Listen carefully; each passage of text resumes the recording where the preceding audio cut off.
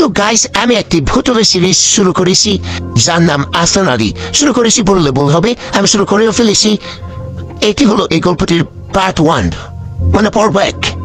গল্পটির 90% এই সত্য ঘটনা এবং 1% গল্পের মানুষজনতা রক্ষা করার জন্য অ্যাড করা হয়েছে।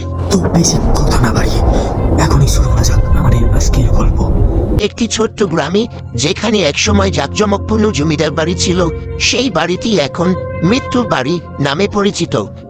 বলা হয় সেই জমিদার বাড়ির একমাত্র উত্তরাধিকারী ছিল আফরান আলী, একজন তরুণ যার বুদ্ধিমত্তা আর ব্যক্তিত্ব গ্রামের সবার মাঝে আলোড়ন তুলেছিল।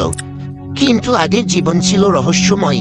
গ্রামবাসীরা বলতো সে রাতের অন্ধকারে একটি গোপন ঘরে বসে নিষিদ্ধ শক্তির চর্চা করত। এক রাতেই পুরো বাড়ি থেকে আগুনের শিখা আর অদ্ভুত আওয়াজ শোনা যায়। পরদিন আদিম মৃতদেহ পাওয়া যায় তার গবেষণার ঘরে। তবে মৃত্যুর পরও আফরান আলী হারিয়ে যায়নি। যারা সেই জমিদার বাড়িতে পা রাখে তারা বলে রাতের নির্জনতায় তার গলার শব্দ শোনা যায়।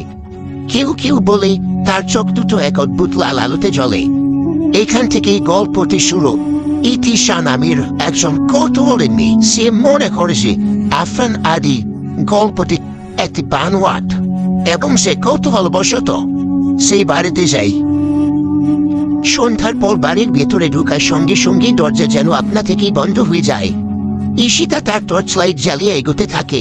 হঠাৎ একটি শীতল বাতাস তাকে ঘিরে ধরে। পেছনে থেকে এক গম্ভীর কণ্ঠ শোনা যায়, তুমি এখানে এসেছো কেন? ঈশিতা পেছনে ঘুরে দেখে লম্বা চেহারার এক যুবক দাঁড়িয়ে আছে। তার চোখ দুটো জ্বলন্ত লালের মতো এবং মুখে এক শূন্য দৃষ্টিভঙ্গি। তুমি কি আফরান আলী? ঈশিতা জিজ্ঞেস করে। আদি মৃদু হেসে বলে, হ্যাঁ আমি আদি। আমি সেই ব্যক্তি যে মৃত্যুর পরও এই জমিদার বাড়ির রক্ষক। কিন্তু তুমি এখানে কি চাও? আমাকে মুক্তি দিতে এসেছো না নিজের কৌতূহল নিয়ে মরতে? ঈশিতা বুঝতে পারে আফরান আলী নিজের ভুলের কারণে এই অভিশপ্ত জীবন বেছে নিয়েছে, কিন্তু তার আত্মা এখনো মুক্তি পায়নি। তখন আফরান আলী ঈশিতাকে পিছন দিক দিয়ে ধাক্কা মেরে চলে যায়। ঈশিতা সিটকে দেওয়ালের কাছে গিয়ে পড়ে। সে গুরুতর আঘাত পায় এবং সে অজ্ঞান হয়ে পড়ে। 1 ঘন্টা পর সে নিজেকে অন্য এক রুমে আবিষ্কার করতে পারে, কিন্তু সে ধাক্কা তো খেয়েছিল সিঁড়ির দেওয়ালের কাছে। তখন ঈশিতা কিছুটা শক্তি সঞ্চয় করে একটু উঠে দাঁড়ায়। তখনই শুনতে পাই একজন মৃদু কণ্ঠে চুরি চুরি হাসছে। এবার ঈশিতা কিছুটা ভয় পায়। আদৌ কি সে আফরান আলীর কবল থেকে বেঁচে ফিরতে পারবে তার বাড়ি? সে এতক্ষণে ভালোই বুঝে গিয়েছে যে আফরান আলী অনেক শক্তিশালী একজন আত্মা। ঈশিতা তখন এই ঘর থেকে পালানোর চেষ্টা করে, কিন্তু দরজাটি ছিল বন্ধ। সে অন্য কোনো রাস্তা খুঁজতে থাকে, সেখান দিয়ে পালানো যায় কিনা। তবে তখনই আফরান আলীর আত্মা কোথা থেকে যেন প্রকট হয়। আফরান আলী তাকে রাগের সুখে দেখতে থাকে এবং ঈশিতাও এখন বুঝে যায় যে আফরান আলী যেমন তেমন আত্মা নয়, সে অনেক শক্তিশালী একজন আত্মা। ঈশিতার মাথায় এখন পালানোর চিন্তা। সে শুধু এখান থেকে এখন পালাতে চায়। এইদিকে আফরান আলী বিকট কণ্ঠে হাসতে হাসতে ঈশিতার দিকে এগোতে থাকে। ঈশিতা পিছতে থাকে। ঈশিতা ছিল একজন খুব কাজের মেয়ে, তাই তার এইসব বিষয়ে ইন্টারেস্ট না থাকা সত্ত্বেও তার একটু আধটু কবিরাজি শিখতেই হয়। এবার তার এই কবিরাজি শিখাটা মনে হয় সার্থক হলো। সে আফরান আলীর উপর কিছু কবিরাজি বিদ্যা প্রয়োগ করে, আর সাথে সাথে আফরান আলী হাওয়ায় মিশে যায় এবং সব কিছু আবারও আগের মতন হয়ে যায়। দরজাটাও রিয়েলি খুলে যায়। ঈশিতা কোথাও না দেখি একটি দৌড় দেয়। সিঁড়ির কাছে আসা পর্যন্ত আফরান আলী আবার কোথা থেকে প্রকট হয়।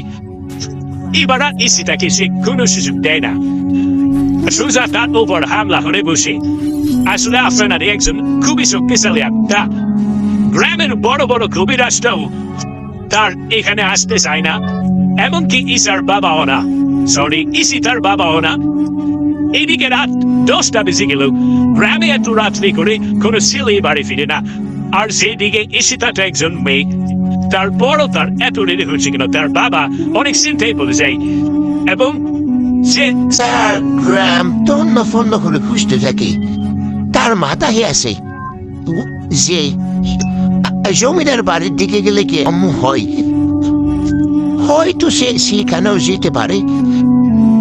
এই ব্যাপারটা তার মাছ তাহাই আসতে তার দুশ্চিন্তা যেন আলাদাই লেভেলে চলে যায়, কারণ আফরান আলী এতটাই ভয়ানক আত্মা যে বড় বড় কবিরাজ কেউ তার হাত থেকে ছাড় পায়নি। আর ঈশিতা তো মাত্র এগুলো শিখছি। এদিকে ঈশিতার কাছে ক্রমশ আফরান আলী এগিয়ে আসতে থাকে এবং একসময় হামলা করে বসে ঈশিতাকে তাকে দেয়ালের সাথে ছিটকে ফেলে। ঈশিতা আবারও তার জ্ঞান হারায়।